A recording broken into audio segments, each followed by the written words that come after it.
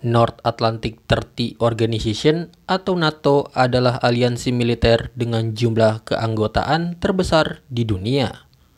Dengan lebih dari 30 negara bergabung dalam aliansi tersebut. NATO sendiri didirikan sebagai bentuk perlawanan terhadap pengaruh Uni Soviet di Eropa. Namun sebelum itu ada perjanjian Traktat Dunkirk yang dibuat oleh Prancis dan Inggris untuk mengantisipasi serangan lanjutan dari Jerman dan Uni Soviet. Pasca berakhirnya Perang Dunia Kedua, perjanjian ini dibentuk pada tahun 1947.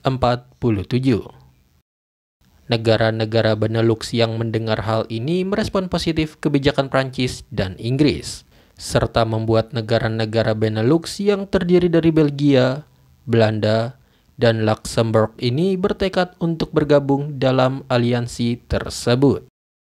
Di tahun 1948, aliansi pertahanan tersebut resmi diperluas dengan keanggotaan baru negara-negara Benelux, dan fakta pertahanan ini disebut sebagai Western Union.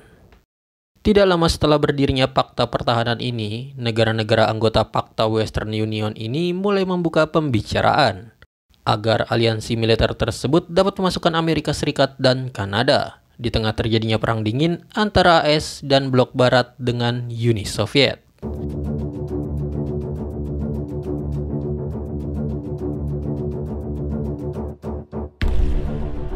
Kemudian di tahun 1949, Amerika Serikat, Kanada, Inggris, Prancis, Portugal, Italia, Norwegia, Denmark, Islandia, dan negara-negara Benelux secara terbuka menandatangani perjanjian pembentukan aliansi militer baru dengan nama North Atlantic Treaty Organization atau NATO,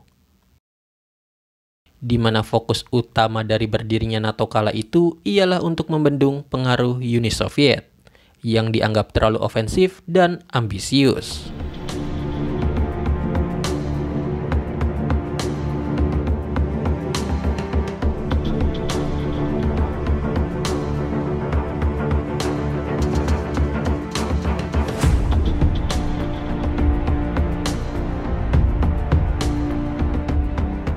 Namun setelah Uni Soviet bubar, peran NATO sebagai aliansi militer mulai dipertanyakan.